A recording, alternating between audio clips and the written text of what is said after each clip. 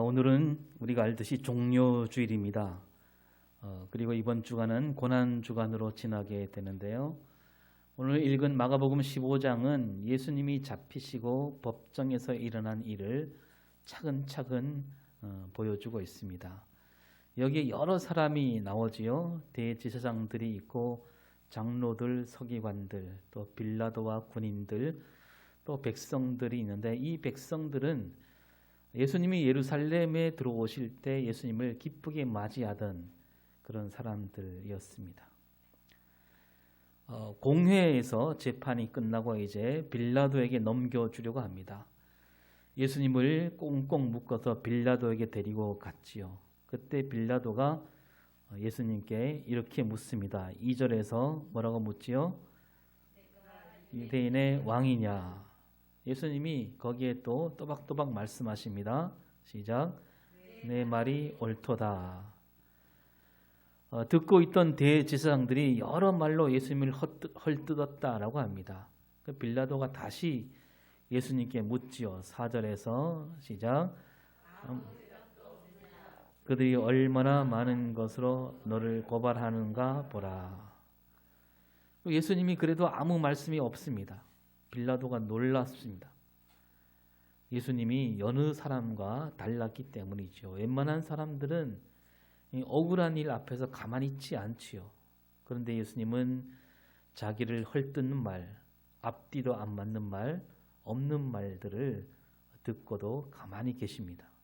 빌라도가 많은 범죄자들을 다루어 보았는데 첫 인상만으로도 죄를 지은 사람인지 금방 알아볼 수 있는 그런 사람이지요.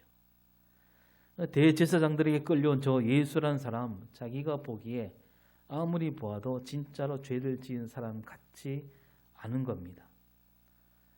더구나 빌라도는 저 대제사장들이 왜 이 예수라는 사람을 끌고 왔는지 알고 있다라고 합니다. 10절에 시작.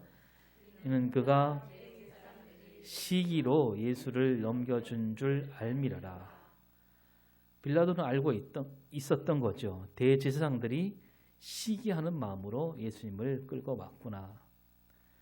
대제사장들은 예수님을 그냥 두고 볼 수 없었습니다. 예수님이 나타나시니까 자기들이 저지른 잘못이 하나둘씩 드러나고 있었지요. 겉으로는 유대교 신앙을 내세우면서 뒤로는 온갖 더러운 짓을 일삼고 있는 사람들이었습니다. 그들이 가진 신앙은 올바른 신앙이 아니었습니다. 그것이 드러나고 있으니까 틈을 엿보고 있다가 예수님을 붙잡아서 법정에 넘겨 죽이려 하고 있다는 거죠. 이러한 대제사장들의 가진 속내를 빌라도도 알고 있었다는 거죠. 알고 있지만 빌라도는 이 거추장스러운 일을 만들고 싶지 않았던 것 같습니다. 애꿎은 사람에게 죄를 뒤집어 씌웠다가 긁어부스럼을 만드는 것 아닌가라는 생각.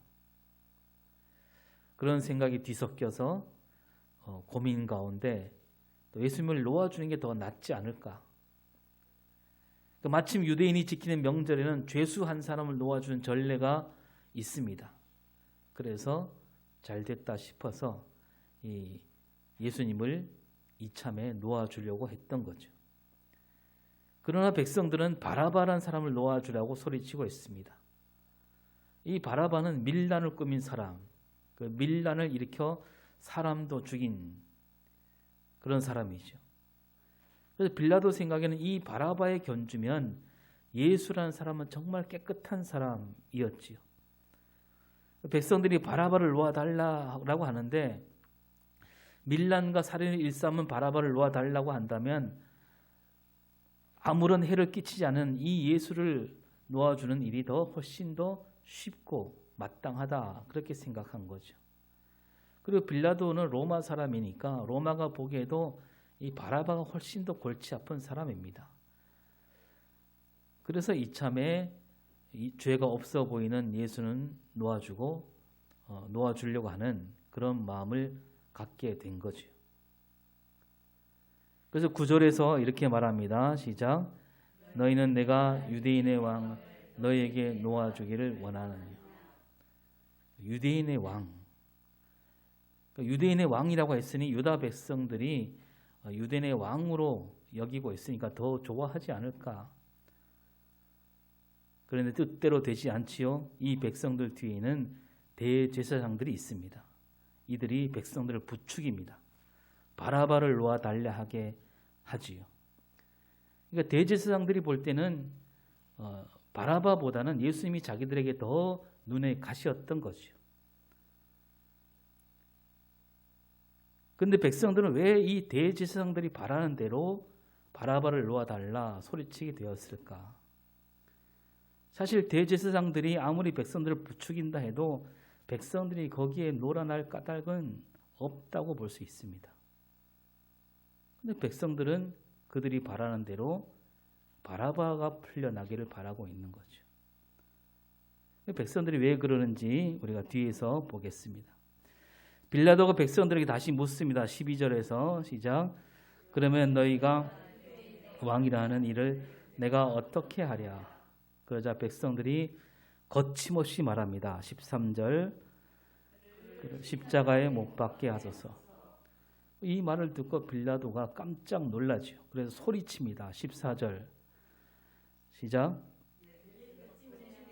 무슨 악한 일을 하였느냐? 십자가에 못 박을 만큼 악한 일을 했느냐? 그러자 백성들이 어떻게 합니까?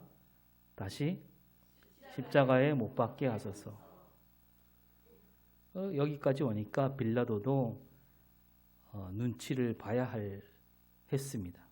그래서 무슨 큰 소란이라도 날 것 같으니까 그렇게 되면 자기에게도 좋지 않기 때문이죠. 그래서 15절에 시작. 만족을 주고자 하여 바라바는 놓아주고 예수는 채찍질하고 십자가에 못 박히게 넘겨주니라. 이렇게 돼서 바라바는 풀려나게 되었고 예수님은 채찍질 당하고 십자가에 못 박히게 되었다라고 오늘 본문 말씀이 우리에게 말씀하고 있습니다. 그래서 대제사장들은 예수님을 시샘했고 빌라도는 그저 자기 앞가림에 바빴고 그리고 또 뒤로 가면 가룟 유다는 배신했고 제자들은 다 달아났습니다. 또 예수님을 따르던 백성들, 예수님을 맞이하던 백성들도 돌아섰습니다. 이런 일들에 엮여서 예수님은 이제 십자가에 못 박히게 되었다라는 겁니다. 오늘 말씀을 보면 이 예수님을 죽음으로 몰고 간 사람들을 보여주고 있는데요. 가장 그 앞장선 사람들은 바로 대제사장들, 또 장로들, 서기관들입니다. 이 사람들은 왜 예수님을 죽이려고 했을까요?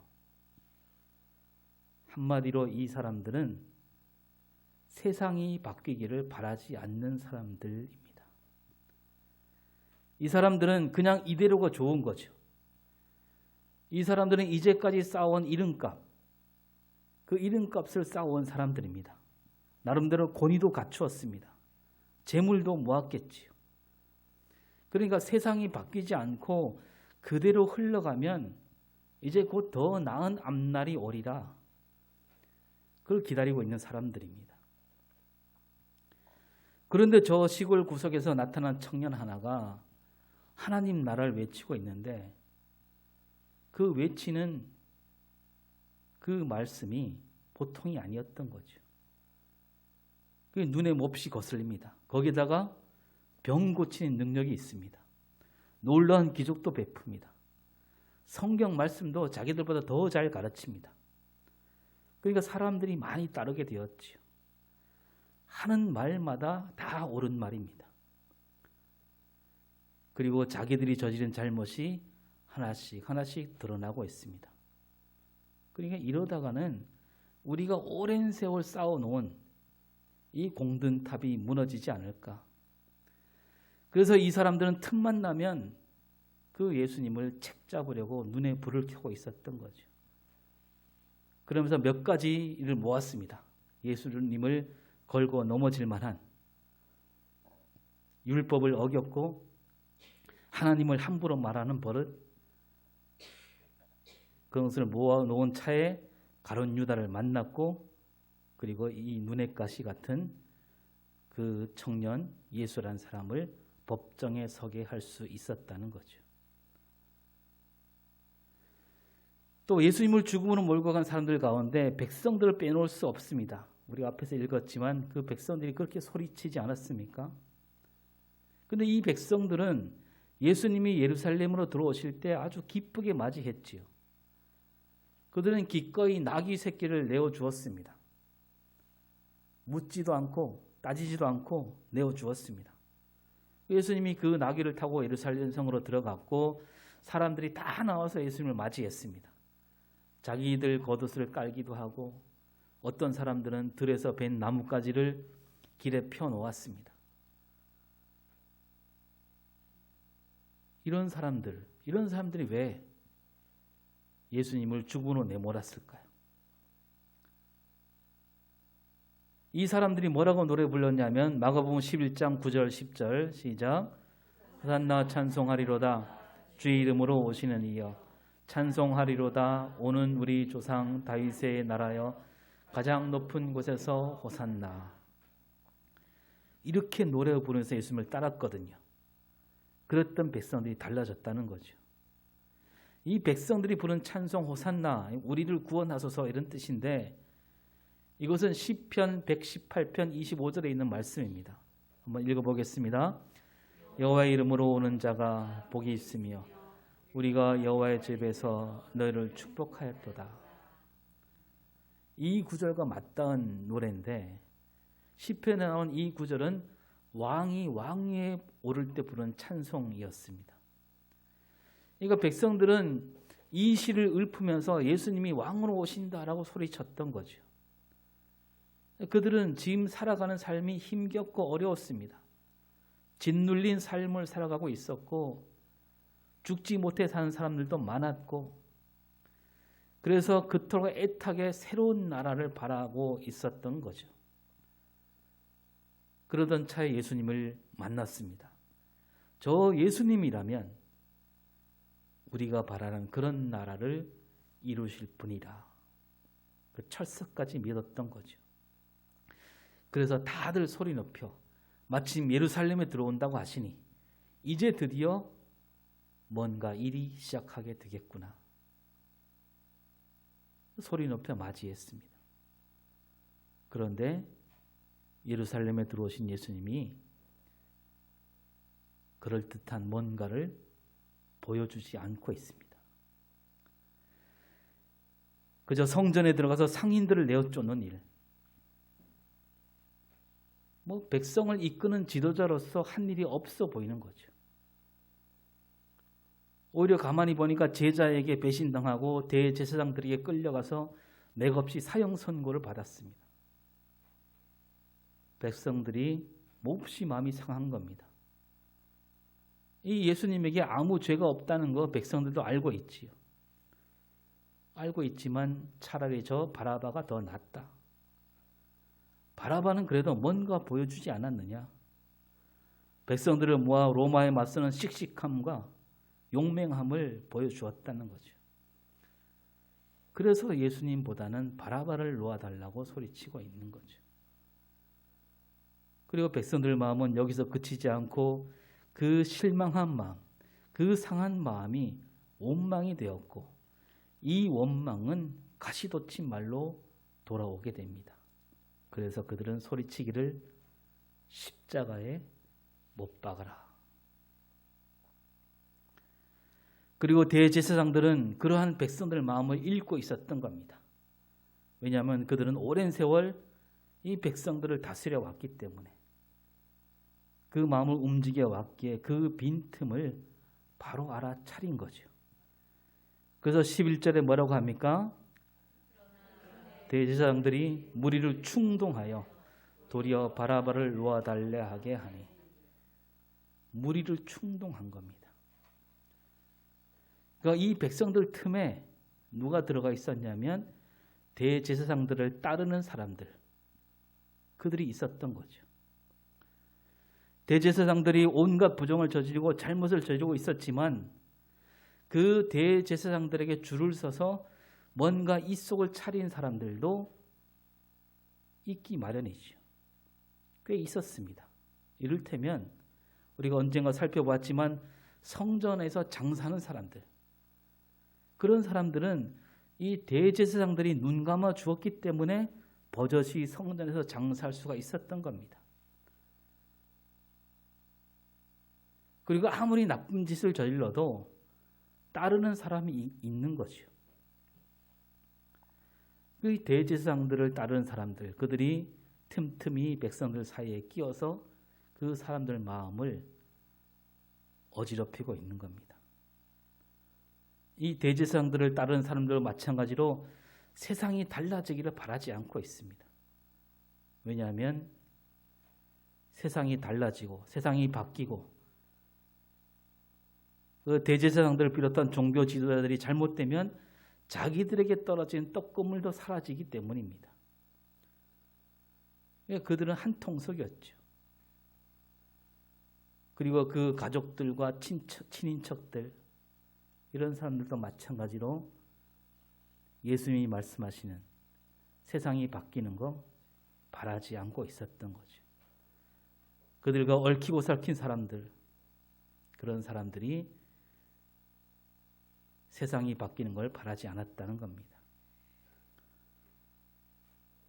따라서 예수님과 그들은 서로 등질 수밖에 없습니다. 그리고 그들에게는 예수님을 법정에 세울 힘이 있었고 예수님을 죽음으로 내몰 수 있는 권세도 있습니다. 예수님이 그들과 손잡지 않는 한 예수님은 죽음으로 십자가를 질 수밖에 없는. 그런데 우리가 한 번 더 생각하면 아무리 그렇다 하더라도 이 십자가 고난에서 벗어날 수 있는 길 없었을까요? 빌라도도 그렇고 대제사장들도 그렇고 백성들을 두려워했지요. 그러니까 예수님이 저 백성들이 바라는 대로 움직이셨다면 어쩌면 십자가를 지지 않고서도 많은 사람을 끌어모아서 하나님 나라를 이룰 수가 있었습니다. 또한 대제사장들을 비롯한 종교 지도자를 확 휘어잡을 수 있는 힘, 그런 힘이 예수님에게 있었지요. 헤로드 왕과 빌라도 또 로마 군대를 물리칠 수 있는 힘, 예수님에게 있었습니다. 그래서 예수님이 베드로가 칼로 대제사장 종을 쳤을 때 예수님이 뭐라고 말씀하시죠? 마태복음 26장 53절에서 너는 내가 내 아버지께 구하여 지금 12군단 더 되는 천사를 보내시게 할 수 없는 줄로 아느냐. 하늘에 있는 천군 천사를 불러서 12군단이래요. 엄청난, 불러서 얼마든지 저들을 무릎 꿇리게 할 수 있다. 그런데 예수님은 그걸 안 하시겠다는 거 아닙니까? 이 백성들이 생각하는 하나님 나라, 그 또한 하나님 뜻을 이룰 수 있는 길이기도 합니다. 약하고 힘없는 나라, 이 이스라엘을 일으켜서 저 옛날 다윗 왕국과 같은 그 하나님 뜻으로 다스린 나라, 온 세계가 그 앞에서 무릎 꿇는 그런 나라가 되어서 하나님의 정의와 공의를 세울 수도 있지요.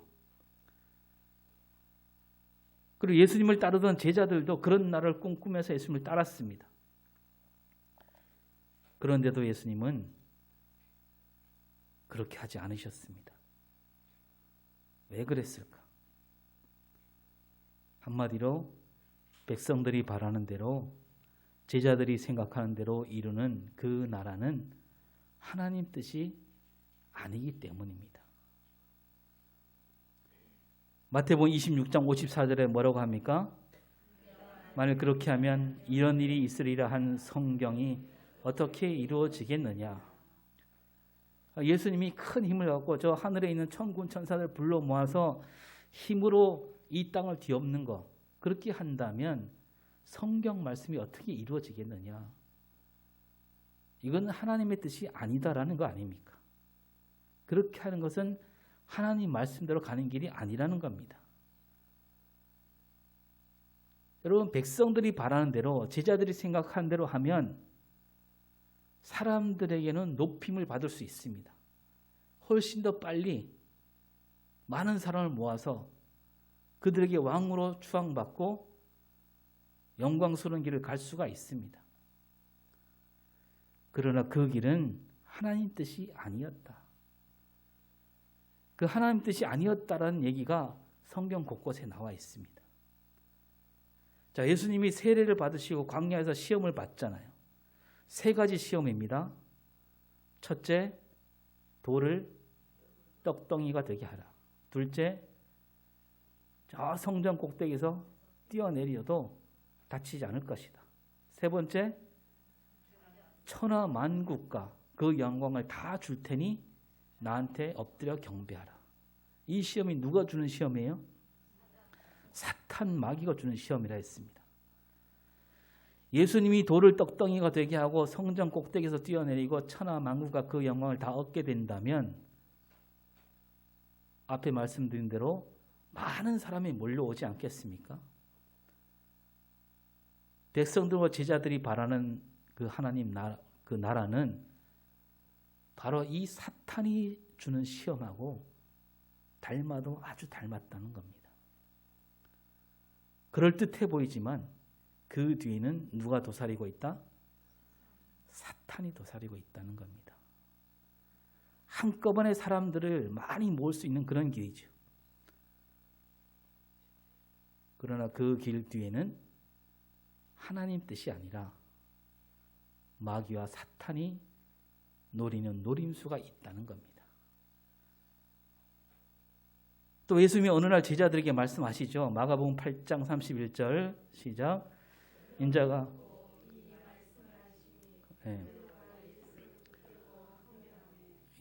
그 말씀 앞에 뭐가 있냐면 예수님이 고난을 받고 장로들과 대제사장들과 서기관들에게 버림바 당해서 죽임을 당하고 사흘 만에 살아난다.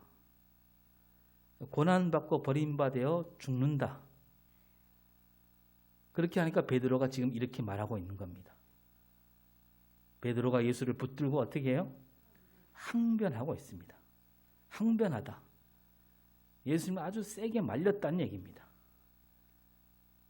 베드로를 비롯한 다른 제자들에게는 예수님이 다시 살아난다 그 말보다는 고난받고 죽는다 이 말이 그들 가슴을 철렁 내려앉게 한 거죠. 그러니 항변할 수밖에 없는 거 아니겠습니까? 스승이 죽게 된다고 하는데 그 어느 제자가 그냥 가만히 듣고만 있겠습니까? 더구나 성질 급한 베드로 나서지 않을 수가 없습니다. 베드로는 그렇게 말하는 것이 지극히 마땅하고 자연스러운 거였죠. 그렇다면 예수님이 그 말을 듣고 뭐라고 대답해야겠습니까? 예수님이 이렇게 대답해야 되겠죠. 요한의 아들 시몬아, 너의 마음은 내가 얼마든지 알고 고맙게 생각한다. 하지만 내가 할 일, 내가 갈 길은 너희들 생각과 아주 다르단다. 이렇게 가르쳐야 예수님 다운 거 아니겠습니까? 그런데 예수님이 뭐라고 하십니까? 8장 33절에 시작.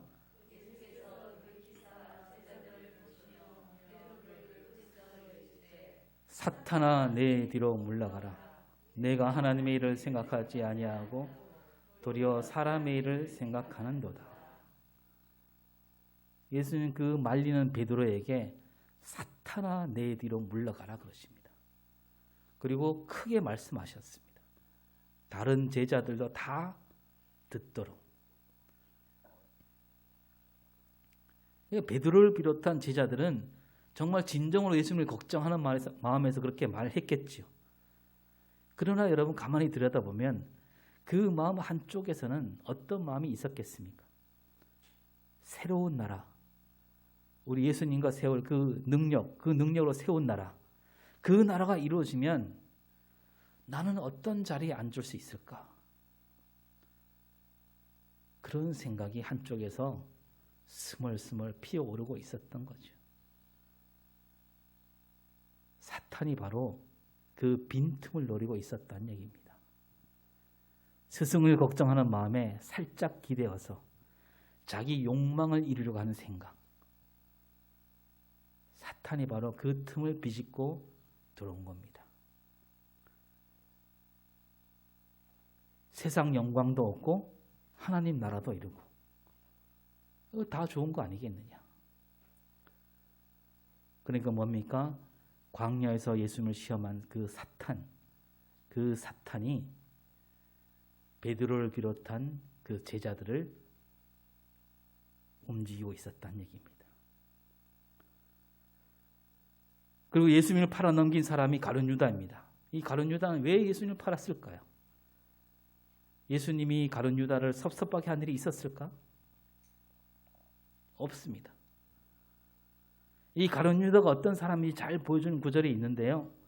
마리아가 비싼 향유를 예수님 발에 붓고 자기 머리털로 그 발을 닦았다 그랬죠. 그때 가룟 유다가 뭐라고 말하냐면 요한복음 12장 5절에서 이 향유를 어찌하여 300데나리온에 팔아 가난한 자들에게 주지 아니하였느냐. 그리고 바로 이어서 이런 말씀이 나옵니다. 12장 6절에 이렇게 말함은 생각함이 아니요 그는 도둑이라 돈깨를 맞고 거기 넣는 것을 훔쳐감이라. 가룟 유다를 도둑이라고 말하고 있는데 그러나 우리가 잘 따지고 보면 이 사람이 처음부터 도둑은 아니었습니다.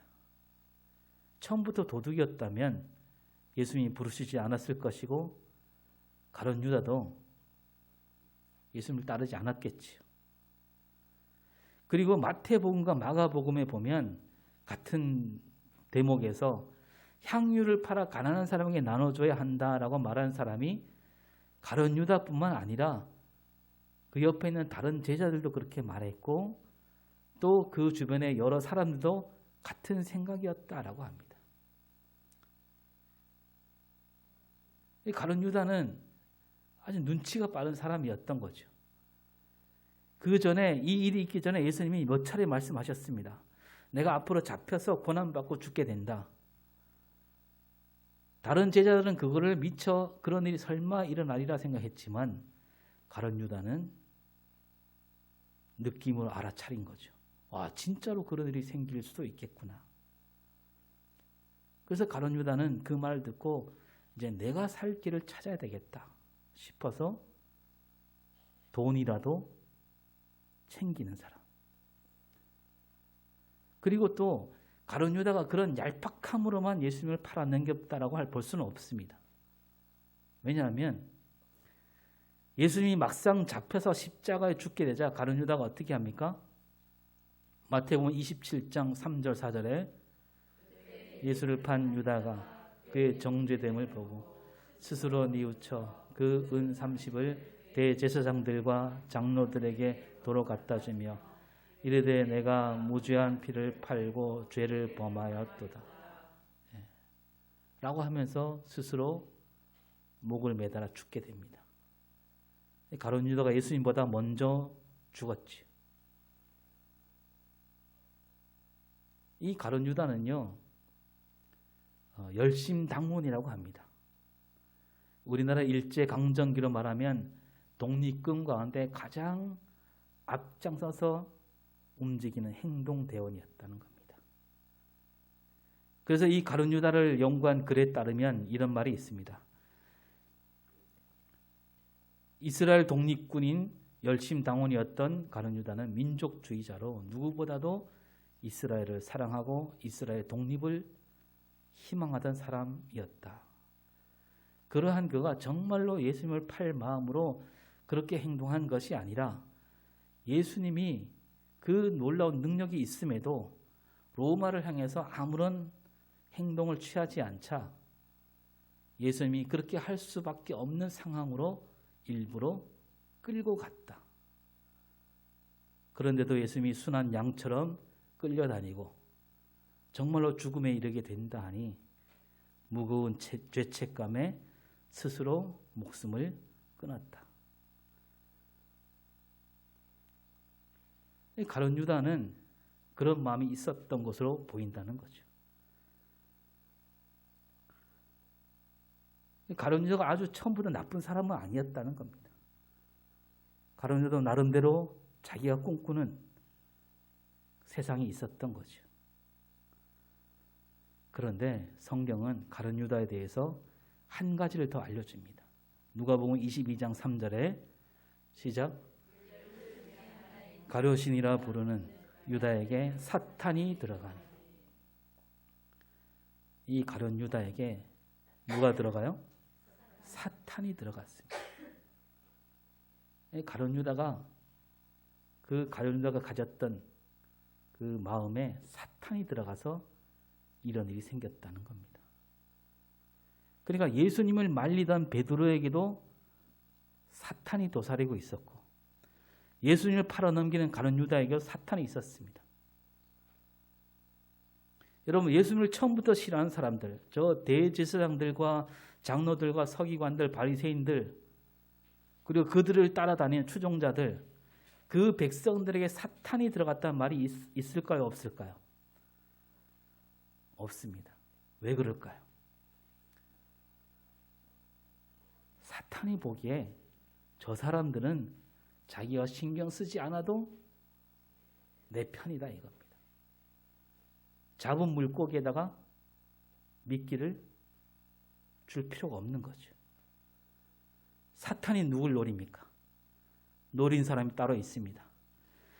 예수님을 따르고 있기는 한데 한편으로 자기 생각도 버리지 않는 사람들. 사탄은 바로 그런 사람 마음을 사로잡고 있었다는 거죠. 그래, 너희들이 생각하는 그 나라와 너희들 스승이 말하는 하나님 나라가 다르지 않다.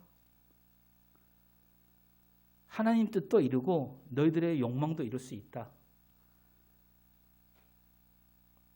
사탄이 예수님을 넘어뜨리지 못하니까 바로 그 곁에 있는 제자들 그리고 따르는 백성들 그 빈틈에 파고들었던 겁니다.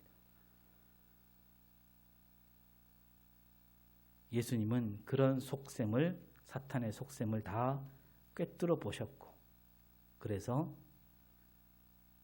꿋꿋이 하나님 뜻대로 십자가 길로 가신 겁니다. 여러분, 힘으로 밀어붙이는 나라, 하나님 나라는 결코 그런 나라가 아닙니다. 지금 저 러시아와 우크라이나가 싸우고 있는데 어느 나라가 이기든 이긴 나라나 진 나라나 큰 상처를 입게 되어 있습니다. 많은 사람이 죽어가고 있잖아요. 몸도 죽어가고, 몸이 안 죽는다 해도 그 마음에 큰 생채기가 남기 마련입니다. 여러분, 그 죽음 위에, 그 아픈 마음 위에 바로 사탄이 덩실덩실 춤을 추고 있다는 거 우리가 기억해야 됩니다. 십자가 길은 모든 사람을 살리는 길입니다. 세상 모든 죽음을 안으시려고 예수님은 그 길로 가신 거예요. 가장 고통스러운 죽음, 가장 끔찍한 죽음, 가장 억울한 죽음, 십자가 죽음이 바로 그런 죽음이죠. 예수님 이전에도 그렇게 죽은 사람들이 있을 겁니다. 사람들이 그렇게 죽음을 맞이하면서 어떤 마음을 가졌을까요? 아, 정말 하나님마저 나를 버리셨을까? 그렇게 울부짖지 않았겠습니까? 예수님도 그래서 그렇게 외치십니다. 나의 하나님, 나의 하나님, 어찌하여 나를 버리셨나이까? 하나님이 정말로 예수님을 버리셨다 그런 뜻이 아니죠. 하나님이 나를 버리셨다고 생각하며 죽어간 사람들, 또 앞으로 죽어갈 사람들, 예수님이 그들에게 알려주시고 있습니다. 그 고통스러운 죽음, 가장 끔찍한 죽음, 억울한 죽음, 그 죽음 한가운데 나도 있겠다. 하나님은 결코 너희들을 버리지 않았다는 뜻으로 예수님은 십자가 길로 가신 겁니다. 그리고 이제 예수님은 십자가를 지고 골고다 언덕을 오르게 되겠지요. 십자가를 지신 예수님은 잘 걷지도 못할 만큼 몸에 기운이 빠져 있습니다. 군인들이 예수님을 채찍질했기 때문이죠. 골고다는 언덕에 있다 그랬습니다. 모든 사람이 지켜보게 하려고 높은 언덕 위에 십자가를 세워 놓았습니다. 그냥 걷기도 힘든데 오르막길이고 아무 힘도 남지 않은 예수님. 로마 군인들은 지나가는 사람 하나를 붙잡고 그 사람에게 십자가를 지게 만들지요. 이 골고다라는 이름 뜻은 해골을 모아놓은 곳이라고 했습니다. 생명이 없는 곳, 썩은 내어 죽음이 가득한 곳이죠. 예수님은 바로 그러한 끔찍한 죽음 한가운데로 걸어가셨습니다. 맨정신으로 이겨내기 힘든 고통. 군인들이 예수님에게 모략을 탄 포도를 건네줍니다. 아픔을 잊게 하려는 거죠. 그런데 예수님은 받지 않으십니다. 왜냐하면 그 고통을 온몸에 다 받아내시려고. 예수님이 십자가에 못 박히게 될 때 그 외에는 유대인의 왕이라고 쓰여 있었고 예수님 오른쪽과 왼쪽에도 십자가 하나씩 서 있었지요. 바라바처럼 밀란에 일으켜 사람을 죽인 죄인들. 로마가 보기에는 그 두 사람도 죽어 마땅한 죄를 지었습니다. 하지만 예수님은 그런 죄가 없었지요. 사람을 죽이는커녕 사람을 살리는 일을 하신. 그러니까 사람을 죽인 사람과 사람을 살린 사람이 똑같은 형벌을 받고 있잖아요. 이걸 이를 통해서 무엇을 보여줍니까? 그만큼 그 시대가 엉망이었다는 뜻입니다. 정의가 없고 공의가 사라진 시대. 힘 있고 권력 있는 사람들 입맛대로 세상이 굴러가고 있었다는 거죠. 지금도 그렇지 않습니까? 죄에 따라 형벌이 달라지지 않습니다. 같은 죄를 지었는데 형벌이 다른 경우, 가벼운 죄를 지었는데 무거운 죄를 지은 사람보다 더 큰 형벌을 받기도 합니다. 돈이 있느냐 없느냐, 힘이 있느냐 없느냐, 그런 억울한 일들이 아직도 일어나고 있잖아요. 예수님이 그런 억울함을 다 안고 가신 겁니다. 그 억울하게 죽어간 사람들, 그들을 예수님이 품에 안으신 거죠. 그리고 그들을 하나님 나라로 이끌어 주시려고 그 길로 가신 겁니다. 십자가 고통은 이루 말할 수 없는 고통이라고 했습니다. 살을 뚫고 들어온 시커먼 대못이 뼈와 살을 짓이기고 있습니다. 몸은 아래로 축 처집니다. 이렇게 힘들게 매달려서 조금씩 죽어가는 죽음이 십자가 죽음입니다.